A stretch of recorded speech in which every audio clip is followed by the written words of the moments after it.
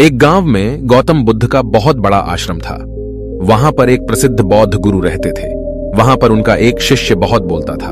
वह हर समय इधर उधर की बातें करता था। जब वह दान लेने के लिए जाता तो हर घर से एक नई कहानी लेकर आता और आश्रम के दूसरे शिष्यों को सुनाता था। एक शिष्य की दूसरे से बुराई करता, चुगली करता और दूसरों के सामने अच्छा बनने का प्रयास करता। खुद के मुंह से ही खुद की तारीफ करता रहता और हमेशा ही खुद को गुरु के सामने सबसे बुद्धिमान और उत्तम साबित करने का प्रयास करता। वह खुद को सभी शिष्यों से अलग और श्रेष्ठ मानता था। उसका कहना था कि मैं एक अमीर घर का बालक हूं। अगर मैं चाहता तो एक आरामदायक और सुविधाओं से भरा जीवन जी सकता था, लेकिन मैं वह सब छोड़कर यहां आ गया क्योंकि मुझे सत्य की खोज करनी है, खुद को जानना है, जीवन को जानना है। इसीलिए मेरा त्याग तुम सबसे बड़ा है। एक दिन गुरु ने आश्रम के सभी शिष्यों को बुलाकर कहा, आप सभी को अगले 1 महीने के लिए कोई ना कोई संकल्प लेना है। इससे आपकी संकल्प शक्ति मजबूत होगी और आप में आत्मशक्ति का संचार होगा।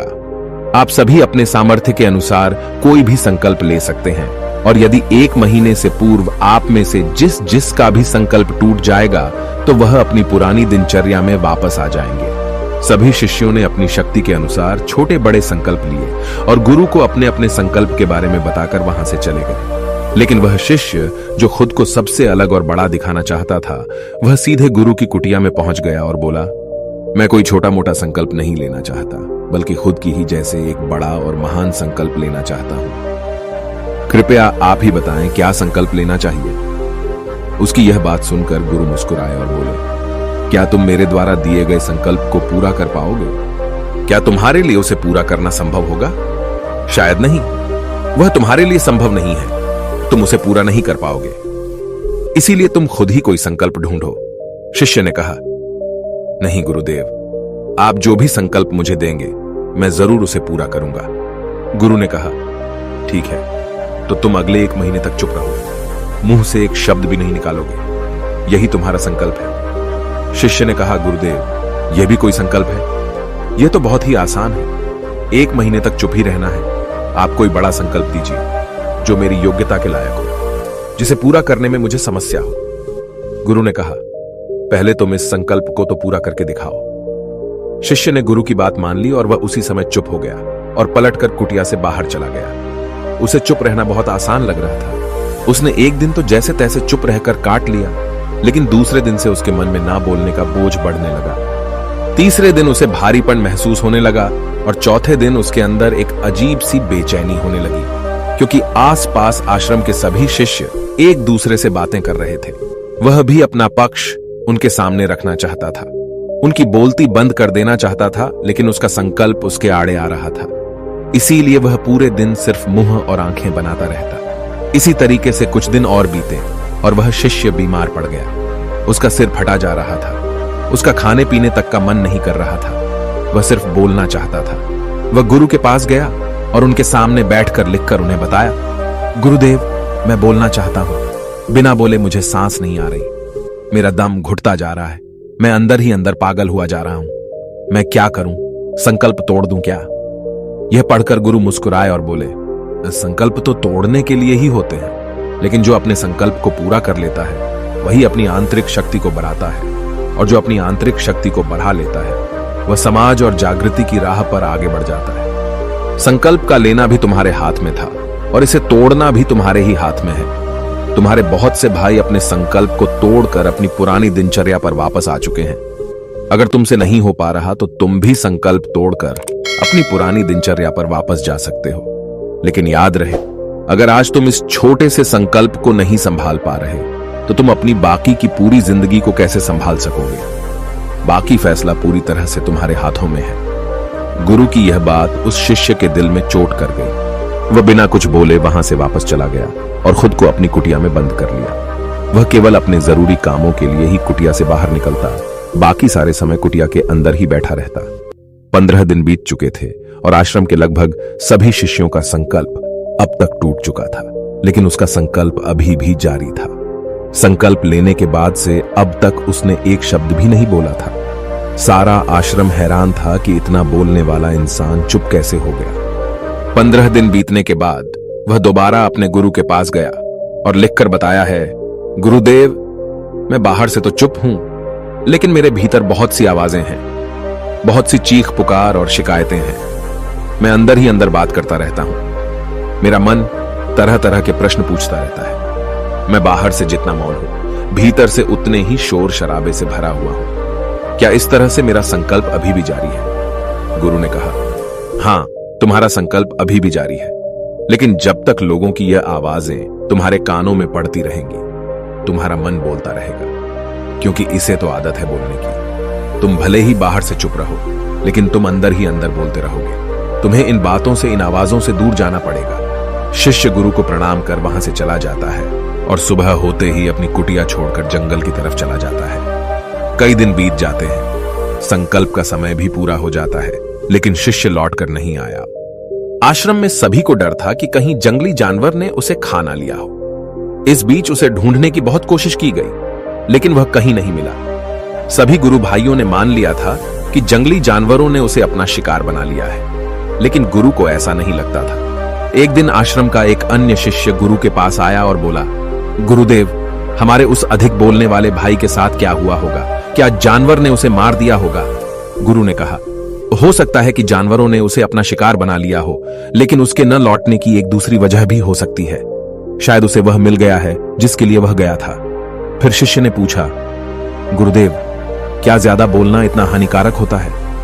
गुरु ने कहा, इंसान के जीवन के बहुत सारे दुखों में से एक दुख यह भी है कि वह कभी चुप नहीं रह सकता, हमेशा कुछ ना कुछ बोलता ही रहता है। सिर्फ हमारे बोलने के कारण हमारे आधे से ज्यादा दुख पैदा होते हैं। परिवार के अधिकतर झगड़ों की वजह हमारा बेमतलब बोलना ही होता है। हम में से कोई भी चुप नहीं रहना चाहता। हम बस सामने वाले को सुना देना चाहते हैं। जो भी हमारे मन में है, सब निकालकर उसके मन में बैठा देना चाहते हैं। उसे समझा देना चाहते हैं कि देख, तू गलत है और मैं सही। और इस तरीके से सब एक दूसरे की सड़ी गली बातों को ग्रहण कर रहे हैं। इस तरीके से सुनने और सुनाने का यह काम जिंदगी भर चलता रहता है। लेकिन इस नासमझी में हम अपना समय, अपना जीवन, अपनी समझ और सबसे महत्वपूर्ण व कीमती पल जो जिए जा सकते हैं, जिनको अनुभव किया जा सकता है, जिनमें आनंद को प्राप्त किया जा सकता है, यह सब खो देते हैं। लेकिन इसके बदले हमें मिलता क्या है? कुछ नहीं, सब व्यर्थ और बर्बाद हो जाता है। इस पागलपन में हमने क्या खो दिया, इसका एहसास केवल कुछ ही लोगों को हो पाता है। बाकी लोग जैसे उन्हें अपने आने का पता नहीं, वैसे ही उन्हें अपने जाने का भी पता नहीं चल पाता। शिष्य ने कहा, तो फिर इसका समाधान क्या है? गुरु ने कहा, पूरी जागरूकता के साथ अपने विचारों को देखना यही एकमात्र तरीका है। सारी मानसिक समस्याओं का वर्तमान में रहकर चिंतन करना, पूरी जागरूकता के साथ अपना काम करना जिंदगी में चमत्कारिक बदलाव ला देता है। उसके बाद वह शिष्य गुरु से अपने प्रश्नों का उत्तर पाकर उनको प्रणाम करके वहां से चला गया। उस शिष्य को आश्रम छोड़कर गए हुए 3 महीने का समय बीत चुका था, लेकिन उसकी कोई खबर न थी। अब तक तो सभी गुरु भाइयों ने भी उसके वापस लौटने की उम्मीद छोड़ दी थी, लेकिन एक दिन वह आश्रम लौट आता है। उसे देखकर सभी के आश्चर्य और खुशी का ठिकाना न रहा। लेकिन अब वह नहीं था जो यहां से गया था, वह कुछ और ही बनकर वापस आया था। उसके अंदर एक गजब का बदलाव महसूस किया जा सकता था। उसके चेहरे पर एक गजब का ठहराव और आंखों में बनी शांति थी। आश्रम में आते ही सभी गुरु भाइयों ने उसे चारों तरफ से घेर लिया और बातें करने लग गए। वह भी अपने गुरु भाइयों से बातें करने लगा। उससे बात करने वाले सभी ने यह अनुभव किया कि अब वह पहले जैसा उतावला और बातूनी नहीं रह गया था। उसके मुंह से एक एक शब्द बहुत ही सुलझे हुए और मधुरता के साथ निकल रहे थे। थोड़ी देर तक गुरु भाइयों से बात करने के बाद वह सीधा गुरु की तरफ चला गया। उसने गुरु के चरण छुए और कहा, गुरुदेव, क्या मैं अब भी मौन हूं? क्या अब भी मेरा संकल्प जारी है? गुरु ने कुछ देर तक शिष्य की आंखों में बड़े ध्यान से देखा और कहा, हां, तुम अब भी मौन हो। तुम्हारे मुंह से एक भी शब्द निकल नहीं रहा और तुम्हारा संकल्प अभी भी जारी है। शिष्य ने कहा, गुरुदेव, जब मैं आश्रम से गया तो मैं मुंह से तो चुप था, लेकिन मेरे अंदर बहुत सी आवाजें थी। मन में बहुत से प्रश्न थे और वह बंद नहीं हो रहे थे, तो मैं जंगल में चला गया, इस उम्मीद से कि वहां मुझे शांति मिलेगी और मेरे मन की बकबक कम हो जाएगी। लेकिन मैं जितना एकांत में जाता गया, मेरे अंदर की आवाज उतनी ही तेज होती गई। मेरे भीतर की पुरानी से पुरानी आवाज मुझे सुनाई देने लगी। तब जाकर मैंने महसूस किया कि मैं कितना गलत कर रहा था। जब मैं अपने परिवार वालों, दोस्तों को और गुरु भाइयों को बुरा भला कहता था तो उस समय मुझे लगता था कि मैं सही कह रहा हूं। जब मैं गुरु भाइयों की एक दूसरे से चुगली करता था और उनका मजाक बनाता, तब भी मुझे यही लगता था कि मैं उनसे बेहतर हूं और मैं सही कर रहा हूं। लेकिन उस दिन मैंने पहली बार महसूस किया कि मैं कितना गलत बोलता था।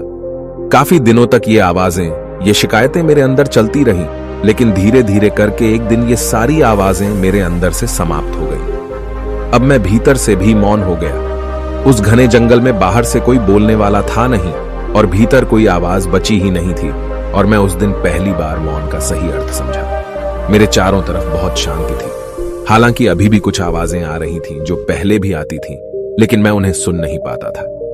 पर अब वह सभी आवाजें मुझे स्पष्ट रूप से सुनाई दे रही थीं। हवा के चलने की आवाज, चिड़ियों के चहकने की आवाज और पानी के बहने की आवाज। ये सभी आवाजें मैंने पहली बार पूरे होशपूर्वक सुनी। अपने चारों तरफ इतनी शांति मैंने पहले कभी महसूस नहीं की थी। तो इस शांति को भंग करने के लिए मैंने पहली बार अपने मुंह से कोई शब्द निकाला। मैं चिल्लाया, हे ईश्वर, ये कैसी शांति है? सभी कुछ इतना शांत क्यों है? ऐसा क्या हो गया? लेकिन मेरे चिल्लाने के बाद भी शांति भंग नहीं हुई। सब कुछ पहले जितना ही शांत था, बाहर भी और भीतर भी। हे गुरुदेव, मैंने अपने गुरु भाइयों से बात की, मैंने आपसे बात की। मैं बोल रहा हूं, मैं चल रहा हूं, मैं सब कुछ देख रहा हूं, लेकिन मैं अपने भीतर एकदम एकांत में हूं, मौन में हूं। भीड़ में होता हूं तब भी भीतर से अकेला एकांत में होता हूं। जब मैं खुद में भी शोर करना चाहता हूं तब भी एकांत में ही होता हूं। अब सब दिखाई पड़ने लगा है, सब सुनाई पड़ने लगा है। गुरु ने कहा, जब तक हम बाहर की तरफ बोलते रहेंगे, भीतर अशांति ही रहेगी। लेकिन जिस दिन हम भीतर की तरफ मुड़ जाएंगे, तब हमारे मुंह से कुछ भी निकलेगा, हम शांत ही रहेंगे। दुनिया में जितनी भी बुराइयां हैं, ज्यादातर हमारे बोलने से ही उत्पन्न होती है, क्योंकि हम चुप रहना नहीं चाहते। हम जितनी जरूरत है उससे कहीं ज्यादा बोलते हैं। हम सामने वाले को सुनना नहीं चाहते, बल्कि उसकी बोलती बंद कर देना चाहते हैं। उसे समझा देना चाहते हैं कि मैं कौन हूं, मैं क्या कर सकता हूं, और यही हमारी जिंदगी का मकसद बनकर रह जाता है।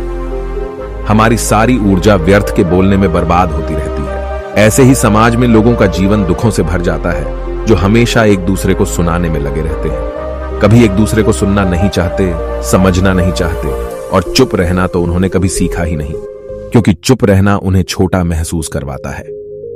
दुनिया की सभी लड़ाइयों का कारण हमारा बोलना ही है।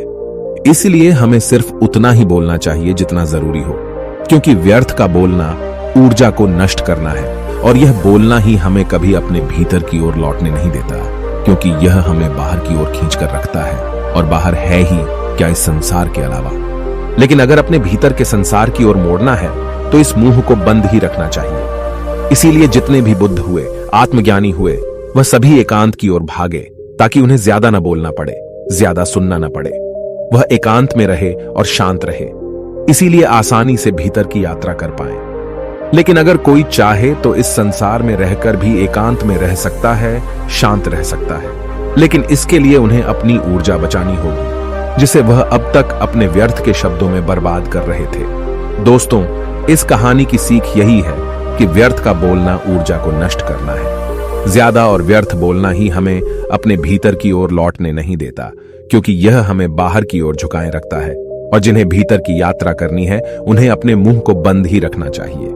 मुझे उम्मीद है कि आपको यह कहानी पसंद आई होगी और काफी कुछ सीखने को मिला होगा। कहानी के बारे में अपने विचार आप हमें नीचे कमेंट बॉक्स में कमेंट करके बता सकते हैं।